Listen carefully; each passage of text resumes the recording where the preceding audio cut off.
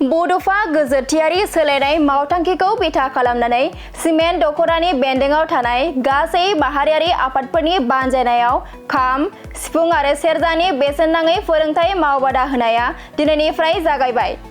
मख'नो गोनांदि सिमेन्ट दख'रानि बेन्दोंआव थानाय आफादफोर जेरै सिमेन्ट दख'रा दुलाराय बर' फरायसा आफाद, खौसेथि बर' सुबुं आफाद, सिमेन्ट गुदि बर' थुनलाइ आफाद, आइजो अनसाय आफाद आरो गासै माहारियारि हेफाजाबजों बेसेन नाङालासे रंजालि बैसागुनि फोरोंथाय मावबादा होनाय जादों। बे बेसेन नाङालासेनो फोरोंथाय मावबादाखौ बेखेवनानै होयो धेमाजि जिल्ला दुलाराय बर' फरायसा आफादनि गाहाय नेहाथारि अजय खाख्लारिया। मख'नो गोनांदि बे फोरोंथाय मावबादाखौ सिमेन्ट चापरि हालामनि सिङाव थानाय एसपि बर' गोजौ फरायसालिनि गेलेग्रा फोथाराव 1 एप्रिलनिफ्राय थामहिनबा दिनैनिफ्राय लानानै 12 एप्रिलसिम 12 साननि थाखाय होनाय जागोन।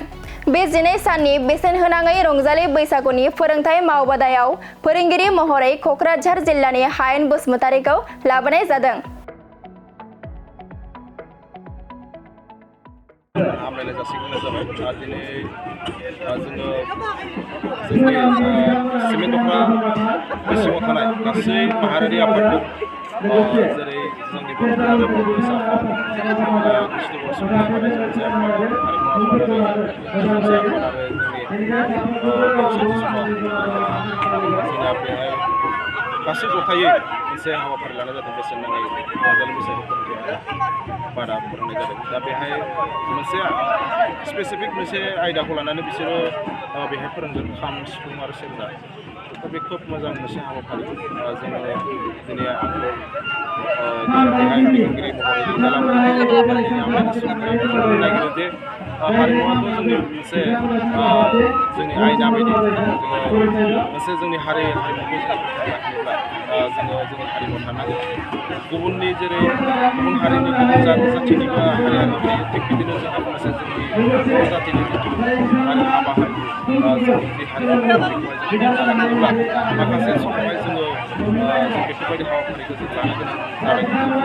जोङो नुनो थाङो जे जोंनि फैबाय थानाय समा जोंना जोबोद मोनसे अलखद सम जाना फैदों। मानो होनना बुङोब्ला दिनैहाय जोङो गोदो गोदाय जेरै जोंनि माने सिगां दैदेनगिरि बिथांमोना माने गाहेला बिथांमोना माखासे समावहाय खाम सिफुं दामनायखौ बिसोरो रोंदोंमोन, नाथाय दिनैनि समावहाय लाइमोनफोरा जोंना गुबुन बिथिङावसो जोंना थांनाय। दा बेखौहाय गासैबो हमजबनानै माबोरैहाय जोङो हमथाना लाखिनो हायो आरो लोगोसे बे समावहाय जोङो रंजालि बैसागो फोरबोखौ लोब्बा लानानैहाय जोङो जिथु रंजानाय सम दा बेखौ लोब्बा लानानै जोंनि लाइमोनफोरखौ माबोरै खौसेथि लाबोनानै जोङो जोंनि बे दामजुफोरखौ खाम सिफुं जथाखौ माबोरैहाय जोङो फोरोंनो हायो दा बेनि सोमोन्दै सानलायलायनानै दिनै आफादफोरा गासैबो सांग्रां जालायदों आरो बेनि सायाव हाबाफारिखौ जोङो लानाय जादों। लोगोसे दिनै जों बेखौबो जों बुंनो थाङो जे दिनैहाय जोङो लेखा फरायनायजों लोगोसे जोंनि जि रोंगौथि जिथु कुवालिटि जोंनि कुवालिटिया जोंना जोंनि सोलोंथायाबो जायो।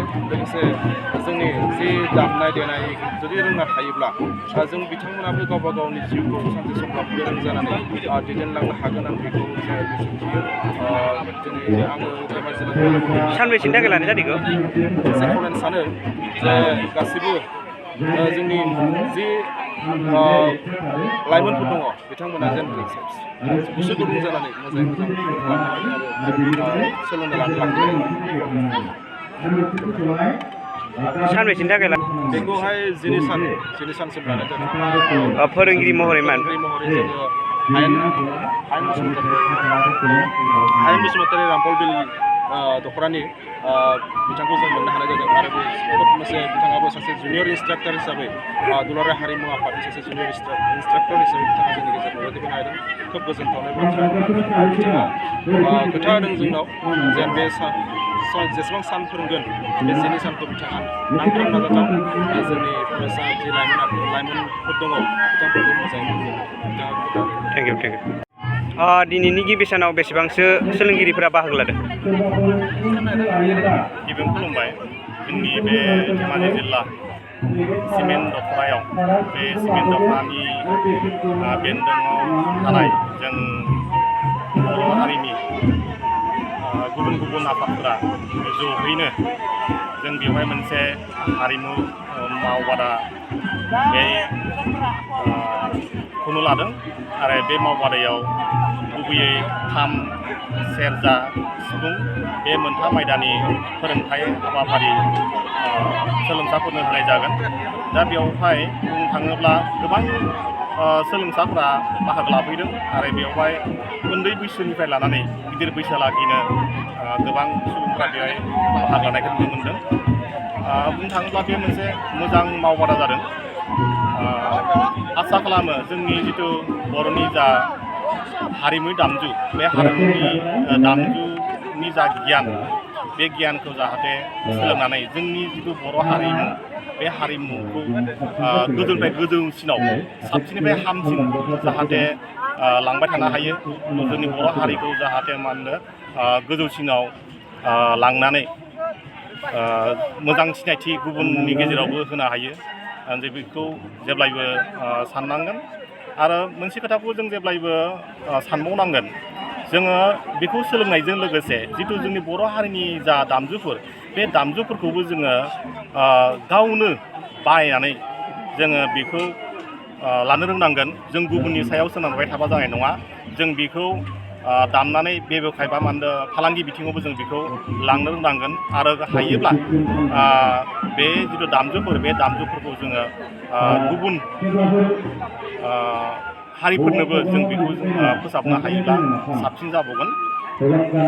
आसा फारिदों जिथु जोंनि जा हारिमु बे हारिमुवा इयुनाव बेबायदिनो गेरेमसायै जानानै थाबाय थागोन। बर'नि सिनस्रि जानानै बर'नि जा सिनायथि आरो लोगोसेनो जा खौसेथि आरो लोगोसेनो जा गोजोनथि बे गोजोनथिखौ जाहाथे हारिमुनि गेजेरजों जोङो मोननो हाबाय थायो बेखौ जेब्लायबो हास्थायगोन।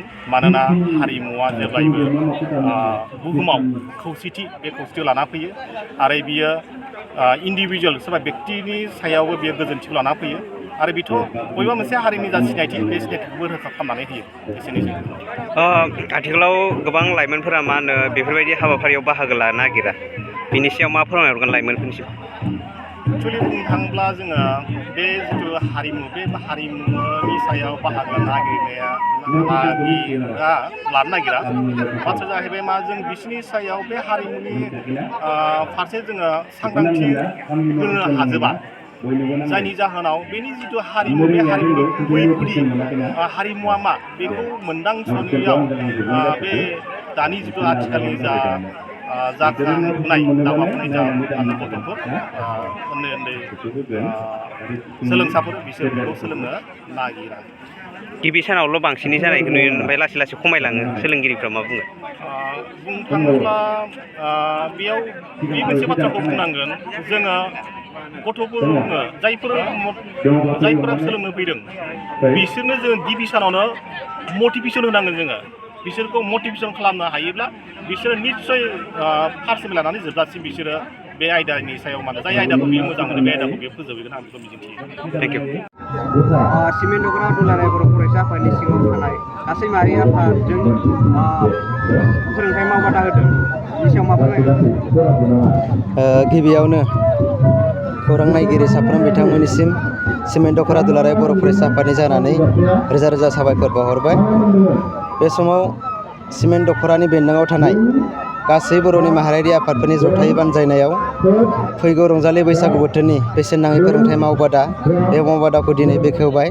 बे बेखेवनाय हाबाफारियाव गाहाय आलासि महरै धेमाजि जिल्ला दुलाराय बर' फरायसा आफादनि गाहाय नेहाथारि मानगोनां मुस्रि अजय खाख्लारि बिथाङा जोंनि गेजेराव बेसेन नाङै फोरोंथाइ मावबादा बेखौ बेखेवनानै होलांबाय। लोगोसे बे हाबाफारियावनो जोंजों हांख्रायनानै लाबोनाय क'क्राझार हालामनि मुस्रि हायेन बसुमतारी दुलाराय बर' हारिमु आफादनि जुनियर इन्सट्राक्टर बिथांखौ जोङो फोरोंगिरि महरै हांख्रायनानै लाबोनाय लेखायै बिथाङा जोंनि गेजेराव दिनै फोरोंनाय मावबादा बेखौ जागायबाय। आरो बे हाबाफारियावनो बाहागो लानो हानाय जोंनि सिमेन्ट दख'रानि बेन्दोङाव थानाय बर'नि मोनफ्रोम माहारियारि आफादनि आफादगिरि गाहाय नेहाथारि आरो गासै दैदेनगिरि बिथांमोनजों जथायै लोगोसे जोंनि सिमेन्ट दख'रानि बेन्दोङाव थानाय मोनफ्रोम बर' गामिनि फंबाय बिनानावमोनजों लोगोसे गामिनि गासै बाहागो लागिरि बिथांमोना जों हांख्रायनाय लेखायै दिनै लोब लोब बाहागो लाफैदों।